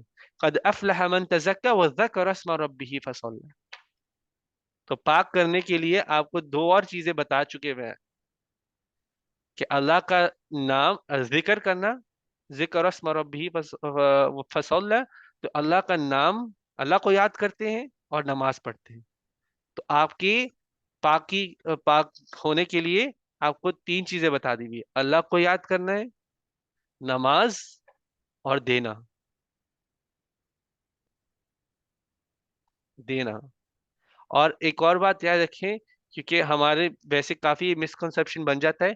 देने के लिए अल्लाह ने यहाँ पे ये नहीं कहा कि किसको देना, ये भी नहीं बताया। जक़ात की यहाँ पे बात नहीं हो रही। तो आप जब देते हैं तो जरूरी नहीं आपको सिर्फ मुसलमान को देना है, आप एक नॉन मुस्लिम को भी दे सकते हैं। आपका देना एक दावा बन सकता है, उनको इस्लाम की तरफ ला सकता है। तो यहाँ पे अल्लाह ने ये भी नहीं कहा कि सिर्फ आप सिर्फ और सिर्फ मुसलमान को दो। फअम्मा मन अअता, बस दो, देते जाओ जितना इस्तात में है, मदद करते जाओ। वक्त दे सकते हो, वक्त दे दो, इल्म दे दो। तो वो लिमिटेशन उधर भी नहीं है। अल्लज़ी युती मालहू यतज़क्का, यहाँ पर कई रिपोर्ट्स में आता भी है कि कई जो जो कई तफसीर के स्कॉलर्स हैं, वो कहते हैं यहाँ पे अबू बकर रदी अल्लाह अन्हु की बात हो रही है। इन आयतों में जो आखिरी तीन चार आयतें हैं, इनमें अबू बकर रदी अल्लाह अन्हु की बात हो रही है। क्योंकि ये वो टाइम है, ये मक्का की सूरत है। तो ये मक्का में अबू बकर रदी अल्लाह अन्हु करते क्या थे? वो जाते थे और जाकर जो बाकी और स्लेव्स होते थे उनको खरीद के छोड़ देते थे। वो खरीदते जाते थे, जो भी स्पेशली मुसलमानों, क्योंकि उनके साथ ज्यादती हो रही होती। ठीक है, उनके साथ ज्यादती हो रही होती है, उनको उनके दीन से हटाने के लिए बहुत उन पे तशद्दुद किया जाता था। तो अबू बकर रज़ियल्लाहु अन्हु जाते थे और स्लेव्स को खरीद के छोड़ देते थे, फ्री कर देते थे। उनके बाप ने उनको आगे कहा, कहते अगर तुम खरीद ही रहे हो गुलामों को, तो किसी ऐसे को खरीदो जो हट्टे कट्टे हो, जो तुम्हारे काम भी आ सके। तो उनका जवाब था, ये मैं अपने लिए नहीं खरीद रहा। उनका था कि मैं अपना माल खर्च करूं अपने आप को भी प्यूरिफाई करने के लिए। अल्लाह ने तो कहा है जो मुसलमान बनता है उसके पिछले गुनाह माफ, वो फिर भी अपनी प्यूरिफिकेशन में लगे हुए थे, वो अपने आप को पाक करने में लगे हुए थे। अल्लज़ी युती मालहू यतज़क्का वमा लिअहदिन इंदहु मिन निअमतिन तुजज़ा, और वो किसी और से कोई भी फेवर या रिवॉर्ड नहीं एक्सपेक्ट करते। वमा लिअहदिन, और ये किसी और से भी, इंदहु मिन निअमतिन तुजज़ा, किसी और से भी या तो कोई नेमत की या कोई भी जजा के एक्सपेक्टेशन नहीं रखते, किसी से भी। कोई दुनियावी पावर नहीं चाहते, जब ये खर्च करते हैं अल्लाह के लिए करते हैं, और ये नहीं चाहते कि मुझे कोई फेवर वापस मिले, मुझे इसके ऊपर कोई पावर मिल जाए, कुछ नहीं चाहते ये। इल्ला इब्तिग़ाअ वजहि रब्बिहिल आला, और ये सिर्फ चाहते हैं कि ये सिर्फ अपने रब का चेहरा देख सके, जो रब जो बहुत आला है, ये उनका चेहरा देख सके। इनके अंदर सिर्फ एक ही तमन्ना है कि मैं अल्लाह के लिए कर रहा हूं, कि एक दिन मेरे इस अमल के लिए ही मुझे अल्लाह का चेहरा देखना नसीब हो जाए। ये अपने आप को पाक कर रहे हैं सिर्फ और सिर्फ अल्लाह के लिए। वाला सौफ यरदा, और तुम जल्दी राजी कर दिए जाओगे। अल्लाह कह रहे हैं कि जो उनकी सोच थी, जो उन जिसकी बेसिस पे वो कर रहे थे, अल्लाह कह रहे हैं जल्द, वाला सौफा, सून, सून का मतलब आता है कि जल्द तुम भी राजी किए जाओगे।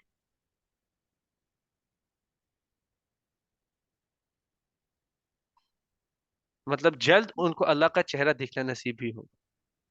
तो आपका माइंडसेट बहुत इंपॉर्टेंट है, सिर्फ अमल नहीं होता। अमल में तकवा होना चाहिए, भरोसा होना चाहिए, एक तलब होनी चाहिए अल्लाह अल्लाह से मिलने की, अल्लाह को खुश करने की। तब आपको वो अमल पाक करता है।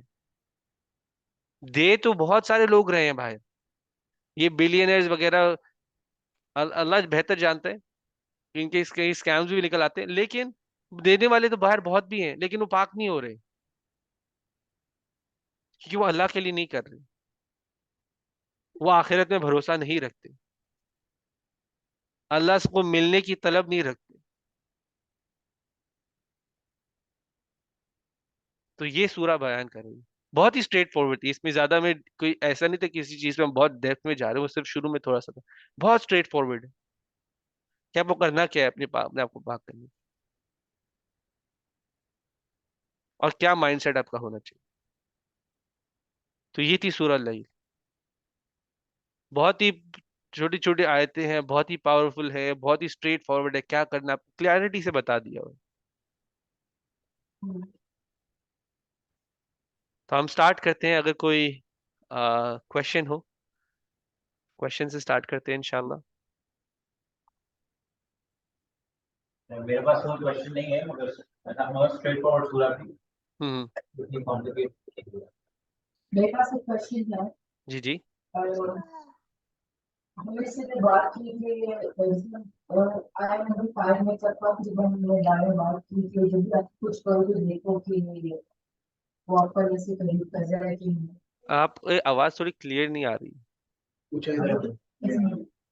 या तो आप आगे आ जाए जहाँ पे जुबैर बैठा हुआ है, उधर की क्लैरिटी से आवाज आ रही है, या तो जुबैर रिपीट कर दे क्वेश्चन। हमने आई नंबर 5 में बात की थी तकवा के बारे में जी जी। कि जब भी आपने कुछ करना है तो उससे पहले सोचना पड़ेगा कि आपको अल्लाह से करीब कर रहा है कि नहीं। हम्म। अम, ये बात तो ऑब्वियसली बहुत स्ट्रेट फॉरवर्ड है, चेक करना पड़ेगा, लेकिन थोड़ा इन अ वे इम्पॉसिबल भी मुझे लगता है कि आप हर दफा कैसे चेक कर सकते हो। कुछ बहुत सी चीजें हैं जो हम डे टू डे लाइफ में करते हैं, हम्म। लेकिन वो हमें अल्लाह से करीब नहीं करती ना वो दूर करती हैं, मतलब कि वो बस एक काम है जिंदगी का। जैसे एग्जाम्पल फॉर दे। एग्जाम्पल मैं स्कूल एग्जाम्पल से मैं यूनिवर्सिटी या स्कूल जा रही हूँ, हम्म। ये मुझे अल्लाह से करीब नहीं कर रहा, ना ही मुझे अल्लाह से दूर कर रहा है। मतलब कि ना वो दूर कर सकता है अगर मैं किसी गलत काम में पड़ जाऊं, लेकिन अगर मैं गलत कामों में नहीं हूँ तो हम्म। फिर ये अभी ना चले मुझे अल्लाह से करीब चले करा ना दूर चले, करा। यही पॉइंट ऑफ व्यू लेते हैं। क्या आप पढ़ाई कर रही हैं, ये पढ़ाई क्यों हम्म। कर रही हैं, किस वजह से कर रही हैं, कि पीछे इंटेंशन क्या है। मैं पढ़ाई कर रही हूँ ताकि मैं फॉर एग्जांपल के एग्जांपल लेट्स से कि डॉक्टर बन, मैं डॉक्टरी की पढ़ाई कर रही हूँ ताकि मैं यही स्किल्स यूज करके कोई बेहतरी का काम आगे करूँ, फ्री का इलाज कर लूँ, कुछ भी अल्लाह को खुश करने के लिए। इंटेंशन मैटर करती है। बगैर इंटेंशन काम कर रहे हैं तो फिर या तो वो दुनिया के लिए कर रहे हैं। वो थोड़ा सा डीप होता है, लेकिन इंसान को हर चीज में सोचना होता है, हर चीज के लिए आपको गोल्स बनाने होते हैं। इंसान हर कदम, मैं सोने भी जा रहा हूँ ताकि मैं सुबह फजर के लिए उठूं, आप ये नहीं कह सकते वो न्यूट्रल है। पढ़ाई कर रहे हैं ताकि मैं इस पढ़ाई को कुछ ना कुछ जाके बेनिफिट अल्लाह को खुश करने के काम में लगाऊं। मैं इंजीनियर बन रहा हूँ, मुझे कुछ ना कुछ करना है ताकि किसी ना किसी की बेहतरी हो, और वो बेहतरी से ही अल्लाह मेरे से खुश हो जाए। आपका माइंड सेट इधर इस सूरा में ही तो डेवलप कर रहे हैं। देते बहुत लोग हैं, करते चीजें बहुत लोग हैं, पढ़ाई भी करते हैं, लेकिन साथ साथ तकवा रखते हैं और भलाई में भरोसा रखते हैं। तो आप पढ़ाई से आप अपने लिए गोल्स बनाएं कि मैं ये पढ़ रही हूँ, इससे फॉर एग्जाम्पल अगर जो पढ़ रही है कि मैं उसका किस तरह से फायदा इस्लाम को, किसी तरह से अपने अमल को, अपनी जो बुक ऑफ डीड्स है उसको बेहतर करने में कैसे बनाऊं, तो वो आपका तकवा हो जाएगा। ऐड करें ना तकवा। तो इधर यही तो कहा जा रहा है कि आपने हर चीज में तकवा को ऐड करना है, क्योंकि दुनिया में माइंडसेट ही इस तरह के बन गए हुए, अल्लाह को निकाल दिया हुआ है हर कॉन्सेप्ट से। तो हमें वो वापस से, हम कुरान में पढ़े, हमें इसको वापस जैसे एक रीजेनोवेट करना है या वापस लेके आना है अमल के अंदर। ये अल्लाह बोला राइट। कि एक मोमेन का, एक मुसलमान का माइंडसेट ये होना चाहिए। अल्लाह से कनेक्टेड है सब कुछ, सब कुछ। नींद, खाना पीना, मैं खाना खा रहा हूँ ताकि मेरे अंदर एनर्जी आए, मैं नमाज भी पढ़ लूँ। और ये प्रैक्टिस के साथ आता है। ये ऐसे नहीं हो जाता कि मैं आज मैंने पढ़ा और कल मैं हर चीज में तकवा लगा रहा हूँ।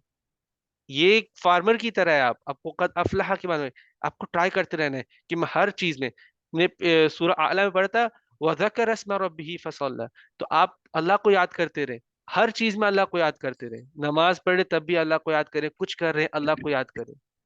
हर चीज अल्लाह से कनेक्टेड करेंगे। मैं ये क्यों कर रही हूँ, इसका इसको मैं किस तरह से इसके अंदर मैं तकवा किस तरह से ऐड करूं, क्योंकि हर चीज में ऐड हो सकता है।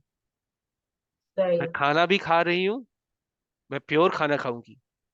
मैं ये मैं जंक खा लेती हूँ तो मेरा तबीयत खराब हो जाती है, मैं ये नहीं खाऊंगी कि शायद मुझे मेरी नमाज में प्रॉब्लम कर दे। ये नमाज में कोई चीज होती है, इंसान खाता है उसको गैस के इश्यूज होते हैं, कहते हैं कि भाई मैं तो नमाज खराब होती है मैं इसको खाता हूँ, तो मैं नमाज के टाइम पे थोड़ा अवॉइड कर लूंगी, कोई भी दूसरे टाइम पे खा लूंगी। या मैं सिर्फ हेल्दी खाऊंगी ताकि मेरे अंदर एनर्जी अच्छी रहे, ताकि मैं जितनी देर, जितनी मुझे अल्लाह हिम्मत दे, मैं काम करती रहूं। ठीक है। तो तकवा को ऐड करना होता है हर अमल में। सही। वैसे सर, मेरे पास एक और क्वेश्चन है, इसी से रिलेटेड है कि अगर हम कोई एंटरटेनमेंट की चीज बात करते हैं, जैसे हम्म। कोई ड्रामा देख लिया, कोई मूवी देख ली, जिसमें कुछ हराम इतना नहीं है, बस बहुत ही क्लीन साफ है, तो उसको देखने से भी कोई मसला होगा? तो ये क्लीन भी आपका साफ, तकवा। क्लीन और साफ, ये आज बहुत सब्जेक्टिव वर्ड्स है, क्या है क्लीन और साफ।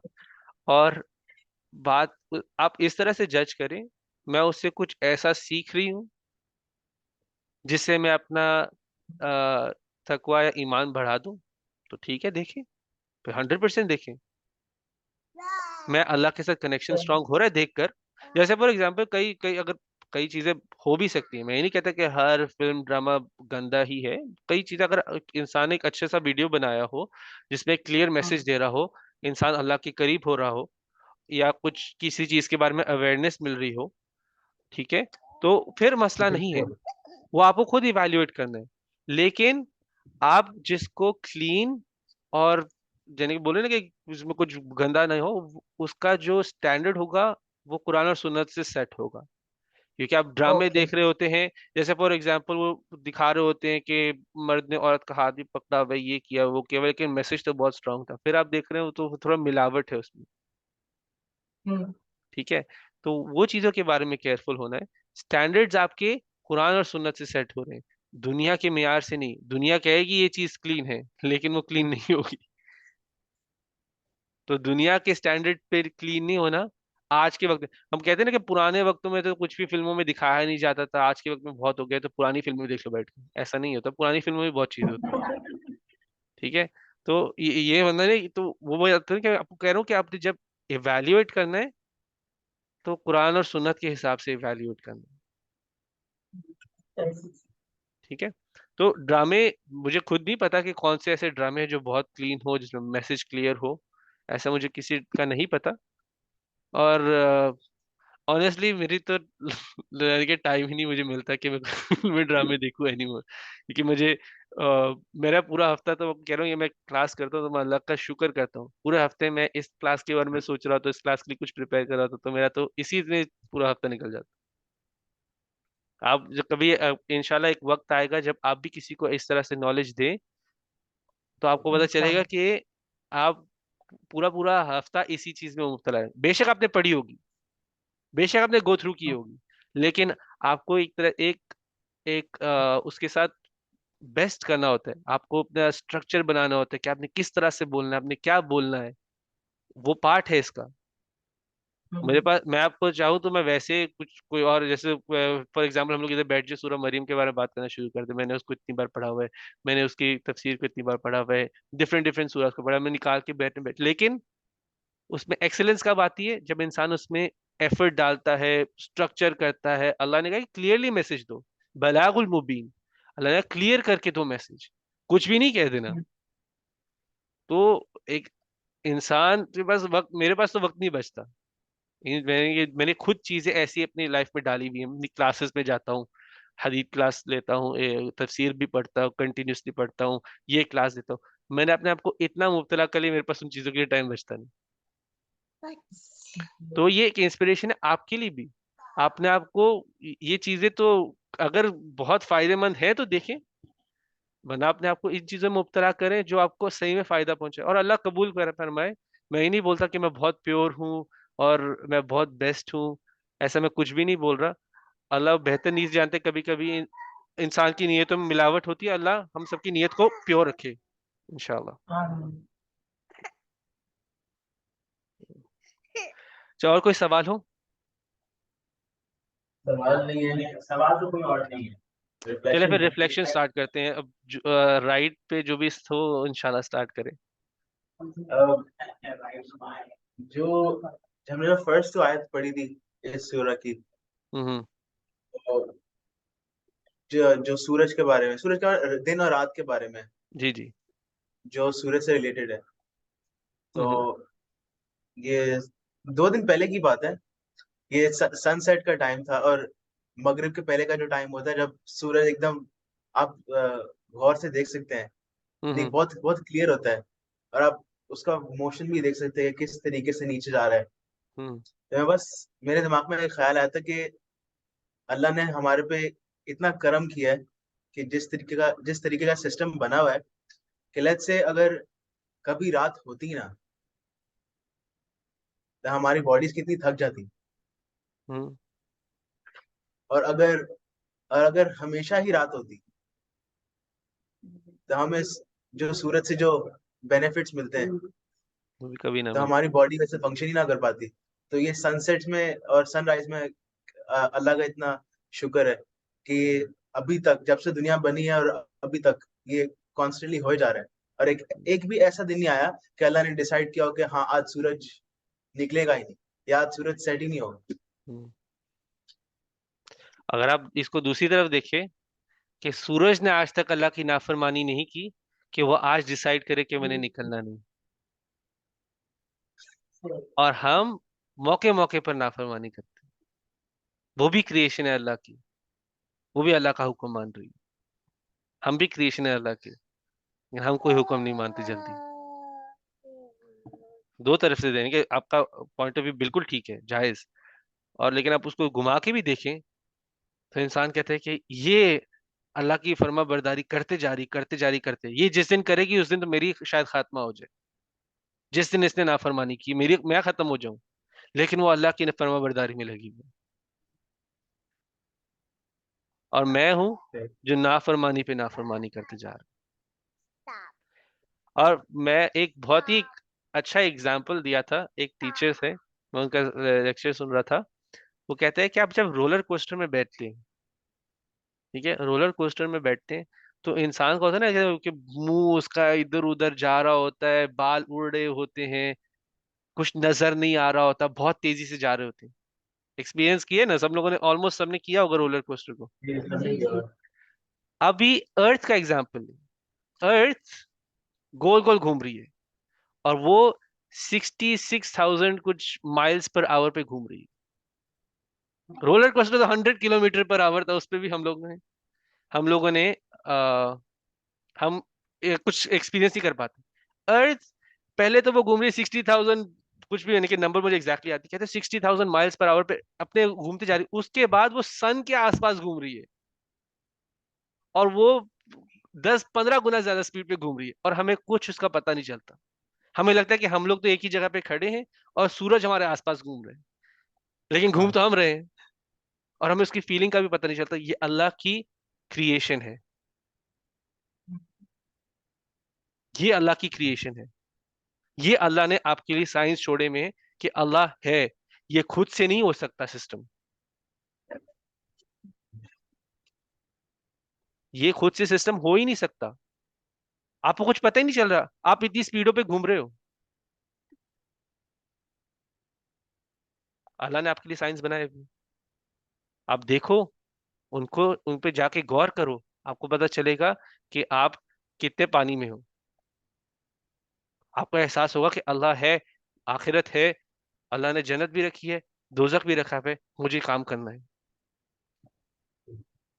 और वो काम, क्योंकि असल में मिसकंसेप्शंस बहुत होते हैं, अल्लाह ने रिश्तों को बहुत अहमियत दी है।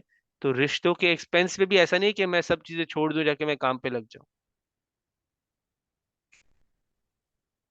एक सहाबा आए थे, नबी सल्लल्लाहु अलैहि वसल्लम कहते कि मैंने जिहाद पर जाना है। नबी सल्लल्लाहु अलैहि वसल्लम ने पूछा तुम्हारी माँ है? उन्होंने बोला हाँ है। कहते जाओ उनका ख्याल रखो, वो तुम्हारा जिहाद है।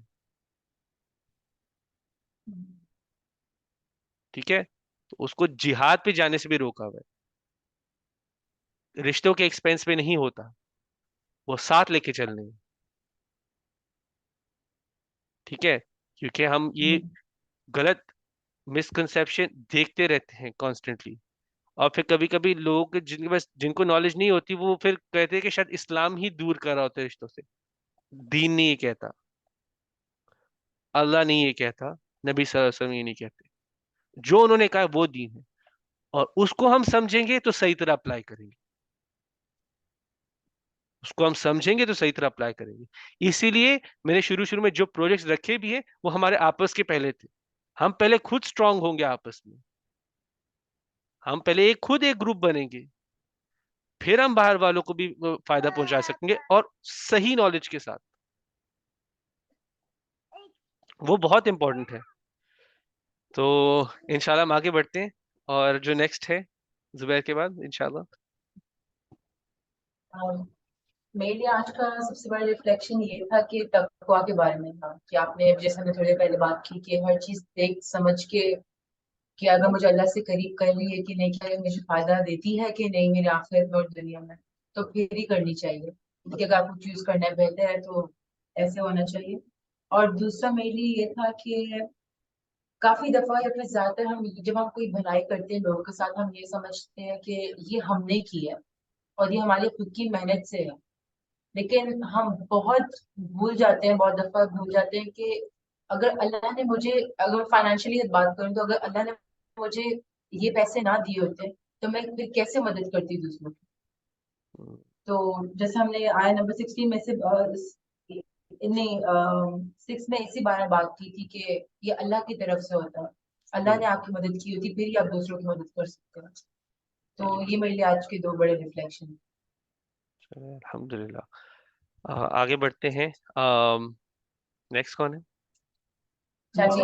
चाची, चलो चाची। हम मुझे ये आज जो टॉपिक से आपके नहीं, बीच में एक बात बताई थी ना कि आपकी नमाज कबूल होती है दूसरी नमाज तक, कैसे पता चलता है? अगर हम दूसरी नमाज तक कोई गुनाह नहीं करेंगे, अच्छे काम करेंगे, तो हम्म, फिर ही पता चलेगा कि हमारी पहली नमाज है। जी हम ये तो पढ़ अल्हम्दुलिल्लाह। के कहते हैं चलो भाई जल्दी जल्दी फारग होकर ये दूसरा काम करना है। हम्म, जी जी बिल्कुल। तो बस ये आज एक का अच्छी आज ये एक अच्छा सबके लिए ही रिमाइंडर है, फिर से ही मेरे खुद के लिए रिमाइंडर है कि स्पेशली हम एक्ट पे। और वैसे क्लैरिफाई ये भी कर दूं, ये हदीस नहीं थी, ये स्कॉलर्स की अपनी, उलमा की अपनी इंटरप्रिटेशन थी। यानी कि वो कहते थे कि अगर आपको चेक रखना है, क्योंकि वो कहते थे इन सब एक्ट में से इंसान का तकवा बढ़ना चाहिए, तो आप चेक करो तकवा बढ़ा है कि नहीं। तो उनका ये कहने का मतलब, कोई हदीस नहीं थी, तो वो इंशाल्लाह हम लोग नबी सल्लल्लाहु अलैहि वसल्लम को कोई मिसकोट नहीं करते। हो भी सकती है, मैंने तो ये स्कॉलर की इंटरप्रिटेशन पढ़ी थी तो। लेकिन उसमें कोई गलत बात नहीं है। बात यह है कि ये सब एक्ट में से आपके रोजे से, आपकी नमाज से आपका तकवा बढ़ना चाहिए। और इंशाल्लाह अल्लाह हमारे तकवा का लेवल बढ़ाए, हमारा ईमान बढ़ाए, और हमारे अमल इस तरह बनाए जो कबूल हो इंशाल्लाह। चलिए नेक्स्ट। मैंने आज खाली रिफ्लेक्शन में एक ही चीज थी जो मैं बोलूंगा, हम्म। वो एक थी कि तकवा के बारे में, जैसे इकरा ने बताया था। मैंने यही काफी नोट में लिया है कि हम लोग कैसे नमाज जल्दी पढ़ लेते हैं, या तो बोलते हैं कुरान पढ़ लिया है तो फिर चैरिटी दे दी, हमने हाँ यार बस ये हो गया, अभी मैं अच्छा मुसलमान हो गया, अल्लाह यार मुझे जन्नत दे देगा ऐसे ही। हम्म। तो ये माइंडसेट नहीं रखना चाहिए। और खैर माइंडसेट बदलने के लिए ये रिफ्लेक्शन थी मेरी आज के, तकवा कोई और चीज होती है, कॉन्शियसनेस ऑफ अल्लाह भी होता है, और कैसे हमें और मेहनत करनी पड़ेगी इंशाल्लाह जन्नत हासिल करने के लिए। हम्म। वैसे बहुत अच्छा पॉइंट था। बात ये कि ट्रांसलेशन, तो वैसे हम कितनी बार इस बारे में बात कर चुके हैं, लेकिन ट्रांसलेशन कितना निकाल देती है। तकवा हम लोग बढ़ के, हाँ अल्लाह का खौफ होना चाहिए, और वो पढ़ के बस आगे बंदा बढ़ जाए। बिल्कुल। वो तो एकदम उसका उसका एक जैसे, जो एक जूस होता है, जैसे अगर कोई फ्रूट हो उसका जूस निकालना, जूस निकाल दी, जो पीछे बच गया वो ट्रांसलेशन बच जाती है। वो जो एक ऑरेंज का स्क्वीज कर दे, उसके बाद ये नींबू स्क्वीज कर दे, फिर पीछे जो बच जाता है रस के बगैर, वो ट्रांसलेशन बन जाती वो ट्रांसलेशन बिल्कुल। है। चले अल्हम्दुलिल्लाह। और कोई क्लास में है? उमैर है? नहीं है, उमैर क्या नहीं है बस। है, जया से पूछ लेते हैं। चल ध्यान रिफ्लेक्शन दे। Reflection, नहीं, उसके रिफ्लेक्शन से खाली सोया है बस पूरी क्लास में। चले यही सबके लिए एक ब्लेसिंग ही थी, सबके लिए कि सबने क्लास ले ली इंशाल्लाह। हाँ, बिल्कुल। इंशाल्लाह। चले, अगर और कोई सवाल हो आपका। कोई और sorry, सवाल? sorry. चले बस यहाँ मैं पे मैं भी अजान हो रही है, इंशाल्लाह हम लोग नमाज से, अजान हो गई है, एक मिनट मुझे ना। 5:46 हो गए हैं। चले, जी जी जी। नहीं, अब बस सुब्हानक अल्लाहुम्मा एक बिहम्दिक और नशहदु अल्ला इलाहा इल्ला अंत नस्तगफिरुका व नतूबु इलैक।